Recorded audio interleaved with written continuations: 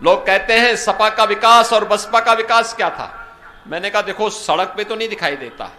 ये जो elevated road बन रही है ना, ये जनरल साहब के सांसद बनने के बाद बनी है।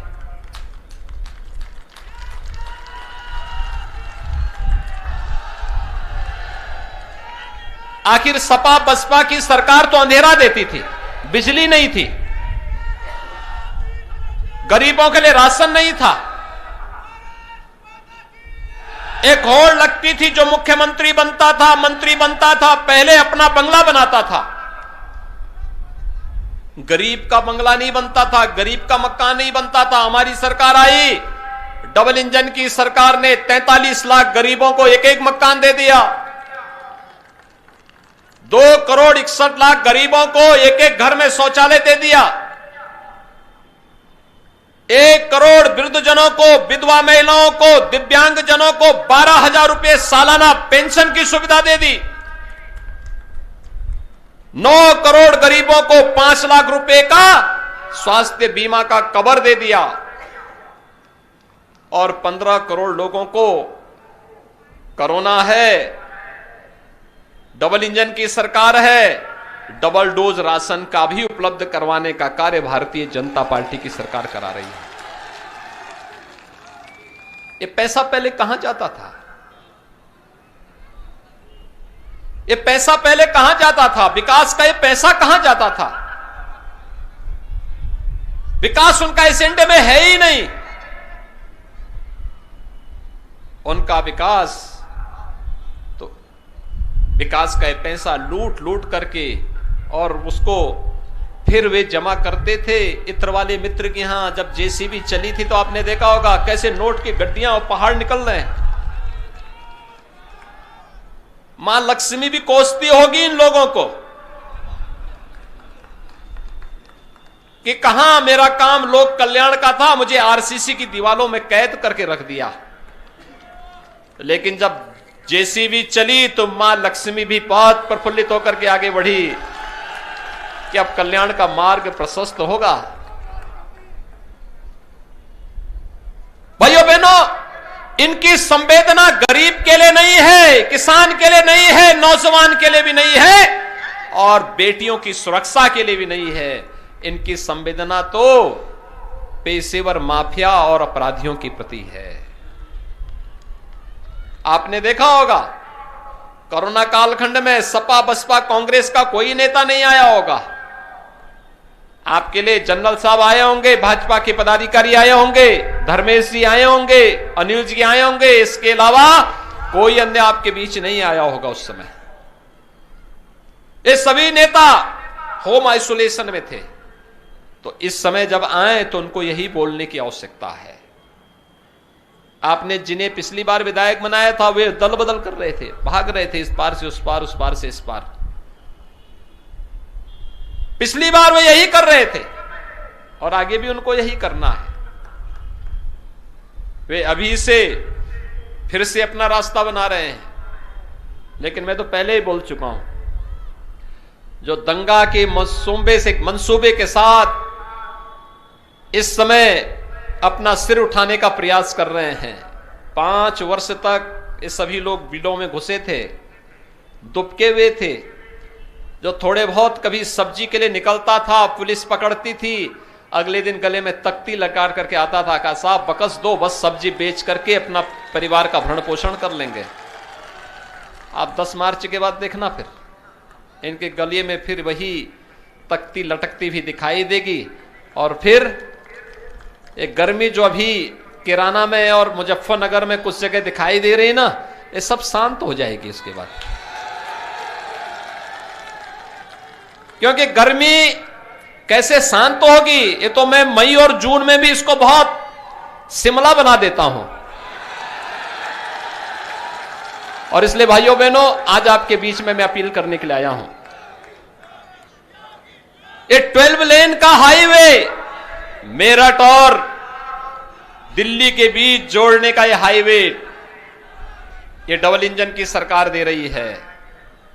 और यही नहीं, हापुड़ के वासियों को हापुड़ का पापड़ अगर हमें कभी प्रयागराज में बेचना हो तो मात्र 6 घंटे में इस दूरी को तय करने के लिए गंगा एक्सप्रेस जो बना रहे हैं हम लोग। सुबह निकले यहां से 6 बजे, यहां से निकले, मध्याह्न में 12 बजे प्रयागराज संगम में स्नान किया और फिर वहां से 2 बजे चले, रात्रि को 8 बजे अपने घर में हापुड़ में। ये डबल इंजन की सरकार का लाभ है। ओलंपिक में भी हमारे युवा पदक प्राप्त करेंगे। स्पोर्ट्स यूनिवर्सिटी यही मेरठ पे हम लोग दे रहे हैं।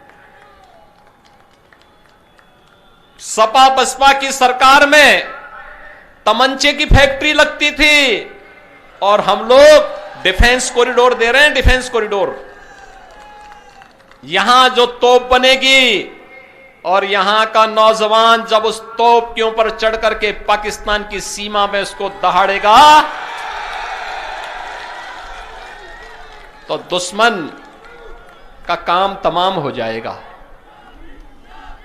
भाइयों बहनों, सोच देख सकते हैं और इसी सोच को लेने के लिए, देने के लिए आज एक बार फिर मैं आपके पास आया हूं, आप सबसे अपील करने के लिए।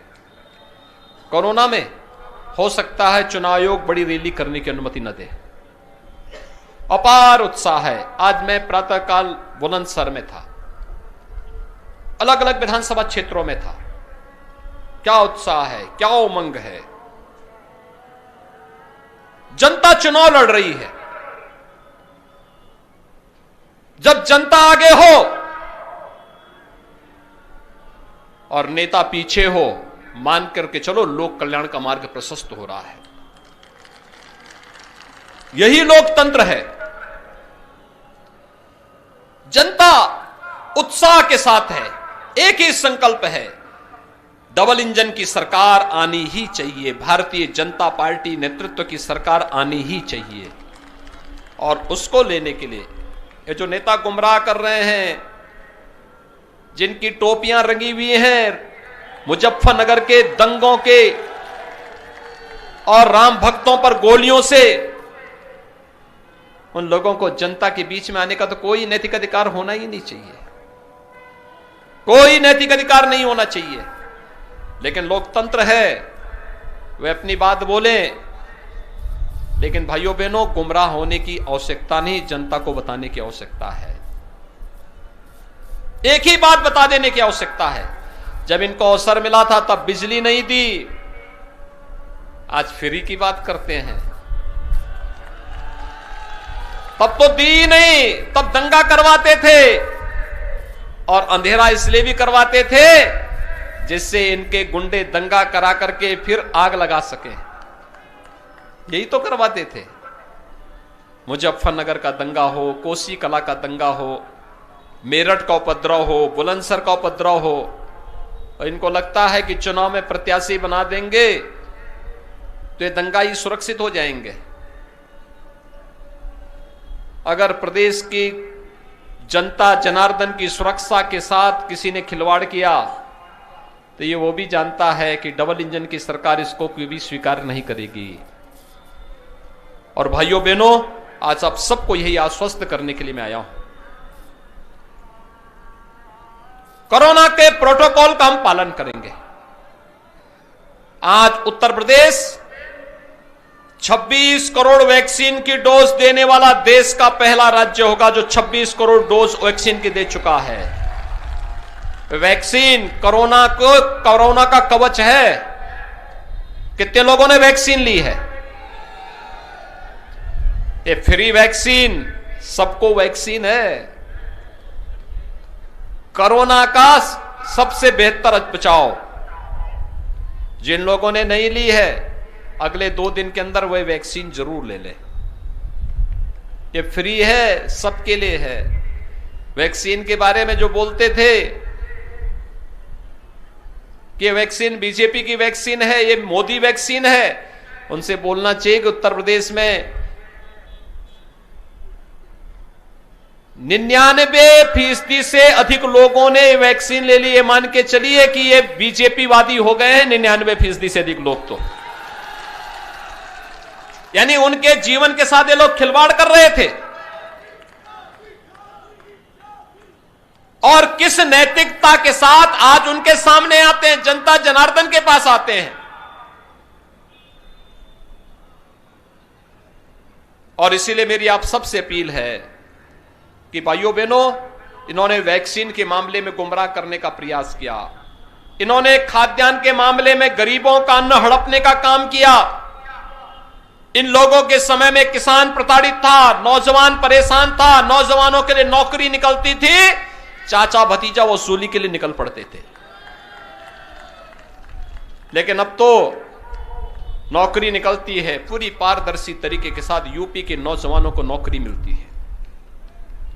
पुलिस की भर्ती, सेना की भर्ती, किसी भी भर्ती में उत्तर प्रदेश का नौजवान अग्रणी भूमिका के साथ आगे आता है। ये जो क्रम है